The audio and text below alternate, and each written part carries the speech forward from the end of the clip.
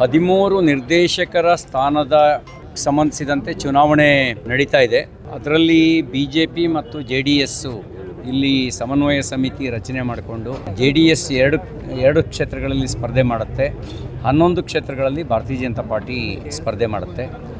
ಈ ರೀತಿ ಒಂದು ಹೊಂದಾಣಿಕೆಯ ಮಾತುಕತೆ ಚಿಕ್ಕಮಗಳೂರು ಜಿಲ್ಲಾಧ್ಯಕ್ಷರಾಗಿರ್ತಕ್ಕಂಥ ದೇವರಾಜ್ ಶೆಟ್ಟರು ಹಾಗೂ ಅಜಿತ್ ರಂಜನ್ ಅವರ ನೇತೃತ್ವದಲ್ಲಿ ಸಭೆ ನಡೆಸಿ ಎಲ್ಲ ಇಲ್ಲಿಯ ಎರಡೂ ಪಕ್ಷದ ಮುಖಂಡರುಗಳು ಸೇರಿ ನಿರ್ಣಯಿಸಿ ಒಂದು 11 ಕ್ಷೇತ್ರಗಳಲ್ಲಿ ಭಾರತೀಯ ಜನತಾ ಪಾರ್ಟಿ, 2 ಕ್ಷೇತ್ರಗಳಲ್ಲಿ JDS ಸ್ಪರ್ಧೆ ಮಾಡೋದು ಅಂಥೇಳಿ ತೀರ್ಮಾನ ಮಾಡ್ಕೊಂಡಿದ್ದೀವಿ.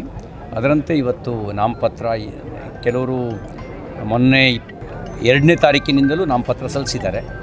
ನಾಳೆ ನಾಮಪತ್ರ ಸಲ್ಲಿಕೆಗೆ ಕಡೆ ದಿನ ಇದೆ. ಇದರಲ್ಲಿ ಸಹಕಾರಿ ಕ್ಷೇತ್ರದಲ್ಲಿ ರಾಜಕಾರಣ ಇಲ್ಲ, ರಾಜಕೀಯ ಪಕ್ಷಗಳೂ ಇಲ್ಲ. ಆದರೆ ನಾವು ಒಳಗಡೆ ಒಂದು ಇಂಟರ್ನಲ್ ಆಗಿ ಒಂದು ಹೊಂದಾಣಿಕೆಯನ್ನು ಮಾಡ್ಕೊಂಡಿದ್ದೀವಿ.